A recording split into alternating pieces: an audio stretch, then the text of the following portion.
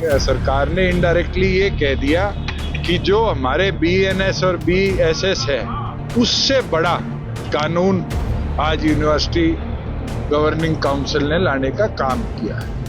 एक खतरा बहुत बड़ा है। यूजीसी के खिलाफ सवर्णों के अंदर विरोध का जो गुस्सा दिखाई दे रहा है वो फिलहाल शांत होता हुआ नजर नहीं आ रहा है। सवर्ण अपनी मांग को लेकर लगातार सड़कों पर उतरकर प्रदर्शन कर रहे हैं। इसी बीच हरियाणा के पूर्व डिप्टी सीएम और जननायक जनता पार्टी के नेता दुष्यंत चौटाला का सोशल मीडिया पर एक वीडियो तेजी के साथ सर्कुलेट हो रहा है, जिसमें वो यूजीसी को लेकर केंद्र सरकार पर जबरदस्त हमला करते हुए दिखाई दे रहे हैं। उन्होंने यूजीसी को केंद्र सरकार की ओर से हायर एजुकेशन संस्थाओं को बंद करने के इरादे से लाए गए नियम बता दिए और कहा कि मोदी सरकार यूजीसी के जरिए देश की सभी यूनिवर्सिटीज और उच्च शिक्षण संस्थानों को अपने कब्जे में लेने की कोशिश कर रही है। नमस्कार, मेरा नाम है शैलेंद्र और आप देख रहे हैं खबर खजाना। यूजीसी का मुद्दा एक बार फिर से तेजी के साथ चर्चा में आ गया है। हालांकि सवर्ण इस पर लगातार विरोध प्रदर्शन दर्ज करा रहे थे, लेकिन इसके समर्थन में बड़े नेताओं का साथ न मिलने की वजह से कहीं ना कहीं उनका मनोबल टूट रहा था। लेकिन पहले भाजपा के पूर्व सांसद बृजभूषण शरण सिंह और अब दुष्यंत चौटाला के बयान के बाद मामला फिर से सुर्खियों में आ गया है। दुष्यंत चौटाला ने यूजीसी पर पत्रकारों से बात करते हुए कहा कि सरकार इन नियमों को लागू करके विश्वविद्यालयों को राजनीति का अखाड़ा बनाने पर तुली हुई है और यूजीसी के नियम संघीय ढांचे के खिलाफ हैं।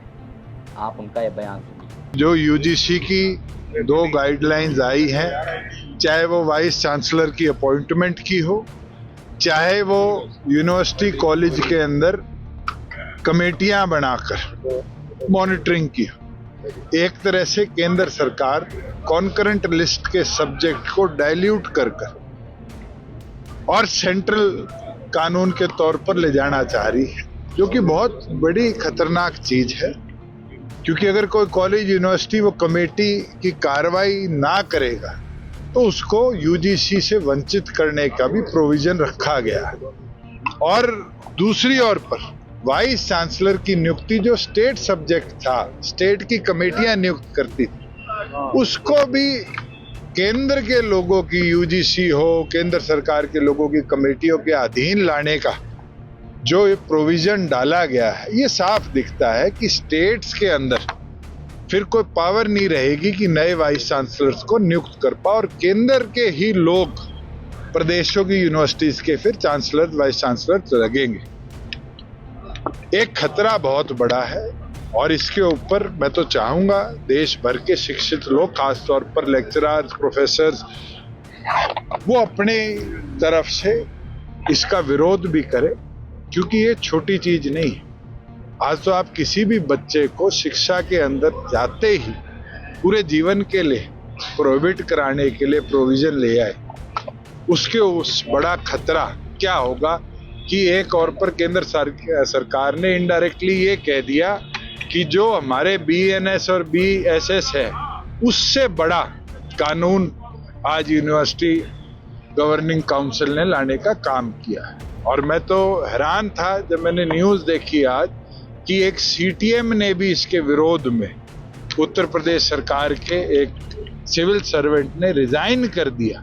पढ़े लिखे शिक्षित लोग अगर इसको खतरा मान रहे हैं तो सोचो इस देश की 55% आबादी जो आज हायर एजुकेशन के अंदर है या जाने का काम करेगी, उनके लिए कितना बड़ा खतरा ये यूजीसी की नई गाइडलाइंस। वो तो कह रहे हैं ये समानता का अधिकार है। समानता का अधिकार तो बीएनएस में भी है, हमारे यहाँ जस्टिस जुवेनाइल एक्ट भी है, हमारे यहाँ महिलाओं के खिलाफ प्रतिबंध का कानून भी है, हमारे यहाँ SC/ST आयोग भी है, उनका कानून भी है।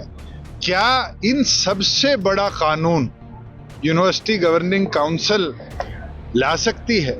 क्या पार्लियामेंट के अंदर डिबेट के बिना इतनी बड़ी नोटिफिकेशन को केंद्र सरकार ने अप्रूवल देनी, ये साफ मंशा दिखाता है कि जहां एक और पर मोदी जी कहते हैं कि हम एक रहेंगे तभी बढ़ेंगे, वहीं हम हमारी एकता को कहीं ना कहीं बांट कर, काट कर इस तरीके से माहौल, शायद मैं तो उदाहरण के तौर पे जब पैदा हुआ था जब ऐसी घटनाएं देखी थी, जब शिक्षित वर्ग ने और वहां शिक्षा लेने वाले वर्ग ने इस देश में आंदोलन किया था मंडल कमीशन।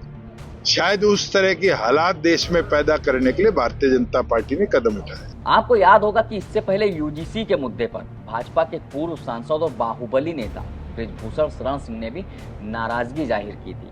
इतना ही नहीं, उन्होंने सवर्णों को एकजुट होकर इसके खिलाफ लड़ाई लड़ने की अपील की थी। उन्होंने कहा था कि देश की सरकारें सवर्णों को खलनायक मानती हैं। आप उनका ये बयान सुनिए। आज दो खलनायक हैं देश के अंदर। आज इस देश के अंदर दो खलनायक हैं। मैं जानता हूं मेरी बात ये बहुत गहरी चोट करेगी। पहला खलनायक मुसलमान, जो हमारे दादाजी भी यहां कह रहे थे। हाँ, उनके दृष्टि में केवल मुसलमान बचा है और कोई नहीं।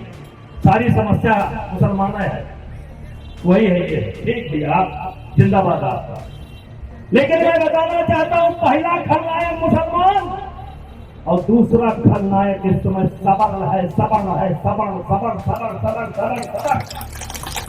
तो जिस तरह से अब यूजीसी के मुद्दे पर अलग अलग राज्यों में सवर्णों को समर्थन मिल रहा है, उनके साथ बड़े नेता खड़े होते हुए दिखाई दे रहे हैं, उससे एक तस्वीर साफ होती हुई दिखाई दे रही है। ये लड़ाई अब और भी लंबी होने जा रही है और यूजीसी के नियमों की वापसी तक ये लड़ाई रुकने वाली नहीं है, क्योंकि सवर्ण एक बार फिर से दिल्ली में यूजीसी के खिलाफ 10 मई को विरोध प्रदर्शन करने की तैयारी कर रहे हैं। वहीं दूसरी तरफ इसके समर्थन में भी यूपी की सिराथू सीट से सपा विधायक पल्लवी पटेल मैदान में है। वो भी इसी महीने की 9 तारीख को लखनऊ में यूजीसी को लागू करवाने के लिए प्रदर्शन करेंगी। यूजीसी को लेकर उनका क्या कुछ कहना है, आप भी सुनिए।